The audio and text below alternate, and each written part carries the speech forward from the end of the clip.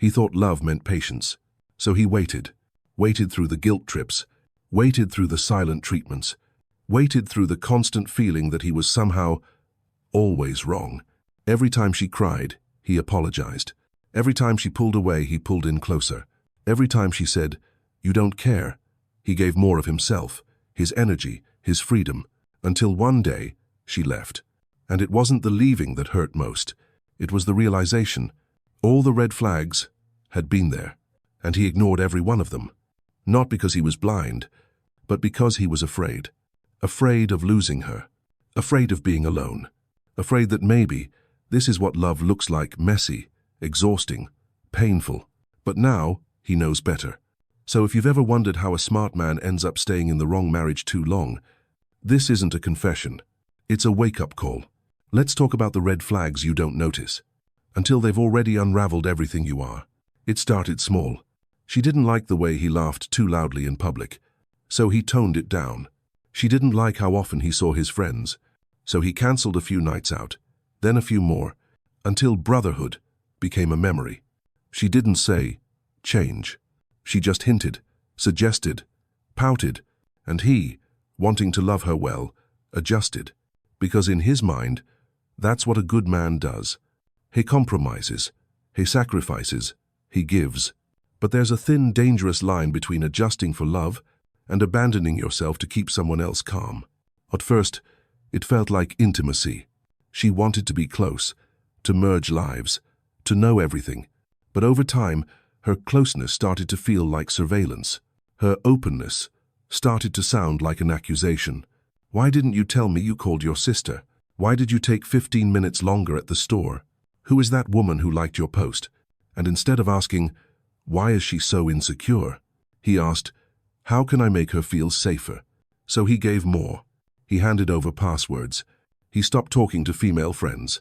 He made himself smaller, gentler, quieter to keep the peace. And it worked. For a while. Until one morning, he caught himself standing in the mirror, wearing a shirt he didn't like, going to an event he didn't care about, with a woman he no longer recognized, and the man staring back at him. He didn't know him either. That's how it happens. You don't wake up one day and say, "I'll lose myself for her." You do it inch by inch, by calling it love, by calling it devotion, by calling it being the bigger person. But the truth? You're slowly disappearing. Not because she asked you to, but because she taught you, through every guilt trip, every mood swing, every reward withheld, that your peace must always come second to her comfort. And the worst part? You agreed. You told yourself this is what it means to be a good man, when in reality, you were becoming a ghost in your own story. The signs weren't subtle. He saw them. Not all at once, but enough. How she could flip a conversation with ease, from warmth to ice. How every disagreement somehow ended with him apologizing. How, "I'm sorry you feel that way," replaced, "I'm sorry I hurt you." And deep down, he knew. Something wasn't right. Not abusive in the way movies show it, but manipulative in a way that made him question his memory, made him feel guilty for things he didn't even do, made him doubt his instincts. She didn't yell. She cried. She didn't threaten. She withdrew. And every time she did, he ran after her. Because the truth is, he wasn't blind to the red flags. He was afraid of what they meant. Because to acknowledge them meant facing the possibility that the woman he loved, the woman he committed to, wasn't emotionally safe. And if she wasn't safe, then what was he even doing? What did that say about him? What did that mean for their future? He had invested years, memories, dreams, and the fear of starting over felt heavier than the pain of staying. So he convinced himself, she's just hurt. Maybe I'm being too sensitive. Love means working through the hard parts, and love does mean that. But it doesn't mean ignoring yourself to avoid conflict. It doesn't mean dismissing red flags and calling it faith.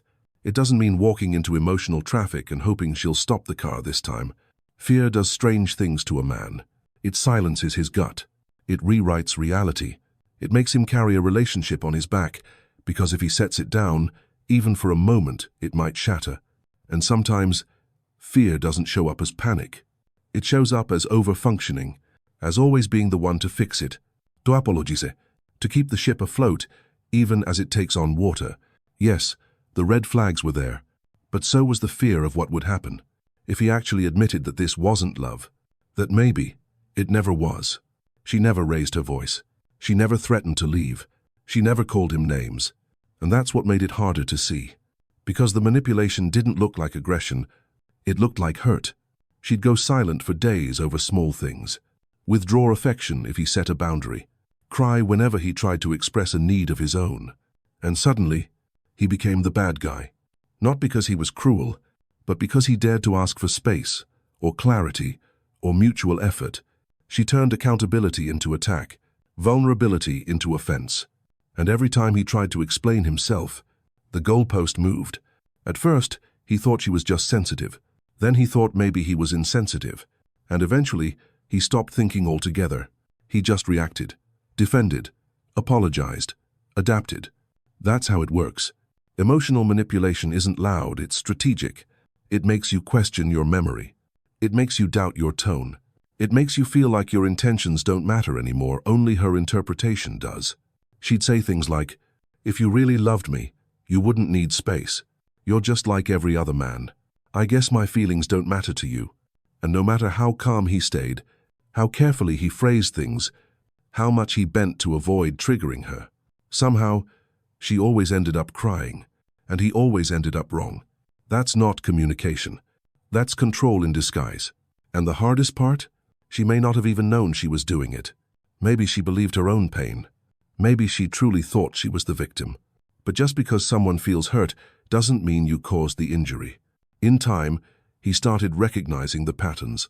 How the fights always circled back to her being unloved. How his needs were always too much or poorly timed. How any attempt to bring up his feelings became a referendum on hers. She used emotion the way some people use anger, not to connect, but to control the outcome. And by the time he realized that, he was so deep in the pattern, he no longer trusted his own voice. That's the power of manipulation when it hides behind fragility. It doesn't need to destroy you with force. It just wears you down with guilt, until you become the very version of yourself you swore you'd never be. There's always a moment, a single, sharp, unforgettable moment, when a man realizes this isn't working. For him, it came in the form of a message. Late one night, she left her phone on the kitchen counter. It lit up while he was getting a glass of water. And the name wasn't familiar. Neither were the words. Not explicit, but intimate enough to shift something in his stomach. Something cold, something final. He didn't explode. He didn't confront her right away. He just stood there, in that quiet kitchen, with a kind of stillness that only heartbreak understands. Because deep down, he already knew. This wasn't new, just the first proof. But here's the part that hurts most. He stayed, not out of weakness, but out of exhaustion. He told himself, maybe it was just emotional. Maybe I drove her to it. Maybe if I love harder, she'll come back. And for a while she did. Tears, promises. It didn't mean anything. Blame sprinkled with vulnerability. And once again, he became the safe place she collapsed into after breaking the foundation beneath them both. He stayed because he had built so much around her. A life, a rhythm, a false sense of control. He stayed because walking away felt like failure, not just of the relationship, but of his belief in loyalty, commitment, endurance. But what he didn't realize was that every day he stayed after that moment, he was betraying someone too. Himself, his intuition, his peace, his self-respect. He thought staying made him strong, but staying in something that already cracked, not because it could be repaired, but because he didn't want to face the wreckage, wasn't strength. It was fear in disguise. And the longer he stayed, the smaller he felt. Until eventually, there was no anger left, just silence. And in that silence, he finally heard the truth he'd been trying to drown for years. She left you emotionally long before you had the courage to walk physically. Leaving wasn't the hard part. Staying gone was. Because even after he packed the boxes, even after the apartment key was turned in, even after her number was blocked, the echoes stayed. The self-doubt, the instinct to over-explain, the guilt for saying no, even to people who didn't deserve a yes. And healing didn't happen all at once. It wasn't a glow-up montage or a perfectly timed therapist session. It started small. with learning how to sit alone, without feeling empty, with making one decision a day just for himself, with cooking meals he liked, not ones she approved of. He read books not to become someone new, but to remember the man he used to be. Before he confused losing himself with loving someone, he stopped asking, "What did I do wrong?" and started asking, what parts of me were willing to tolerate being erased. He forgave himself for missing the red flags. He forgave himself for staying too long. He forgave himself for confusing emotional labor with loyalty. But he didn't just move on. He built something stronger in its place. Boundaries. Not walls. Walls keep people out. But boundaries? They let the right people in, while keeping his peace safe. He learned to recognize manipulation not by the volume of the voice, but by how much it made him question his own. He learned that love without respect isn't love. It's possession. And he learned that a partner who demands constant proof of your loyalty, without ever offering safety in return, isn't a partner. Now, he speaks slower, not because he's afraid, but because he's intentional. He walks away quicker, not out of cruelty, but out of clarity. And the next time love knocks, it'll have to meet him at the gate, with gentleness, with honesty, with the understanding that this man has already been through fire, and he didn't come out bitter. He came out clean. Not perfect, but whole. He doesn't tell this story for sympathy. He doesn't need anyone to take sides. He tells it because there's a man out there, maybe in his 40s, maybe in his 60s, who's feeling that quiet confusion, that slow fading of self, who keeps saying, "She's just emotional. She's been through a lot. If I just give more, maybe it'll finally feel right." But deep down, he knows something's off. And maybe, just maybe, this story can be the mirror he never had. Because missing the red flags doesn't make you stupid. It doesn't make you weak. It makes you human. But ignoring them once you've seen them, that's the part that breaks you. So if this message found you at the right time, leave a quiet, "I'm learning to listen to myself again," in the comments. Let's build a space where men don't have to perform to be loved.